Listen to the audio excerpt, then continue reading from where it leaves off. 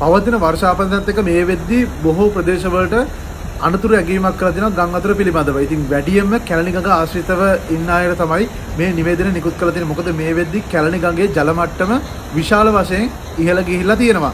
මේ වෙනකොට අවිස්සාවෙල්ල පුවක්පිටිය ප්‍රදේශයත් ජලයෙන් යට වෙලා තියෙනවා. පාරවල් යට වෙලා වාහන ගමනාගමනයට බාධා වෙලා තියෙනවා. ඒ වගේම මේ වෙද්දී පුවක්පිටිය අවිස්සාවෙල්ල ආශ්‍රිතව තියෙන පාසල් කිහිපයක්ම මේ වෙද්දී වසා දමා තියෙනවා.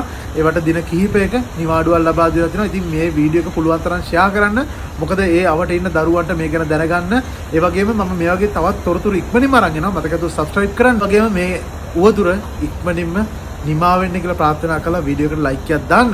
ඒ වගේම කැලණි ගඟ ආශ්‍රිතව ඉන්න ඔයාලට මේ විශේෂ නිවේදනය ඉතාමත් විමසිල්ලෙන් ඉන්න කියලා තමයි නිවේදනය නිකුත් කරලා තියෙන්නේ. මොකද මේ වෙද්දී ජල මට්ටම ගොඩක් ඉහළ ගිහිල්ලා තියෙනවා කැලණි ගඟේ.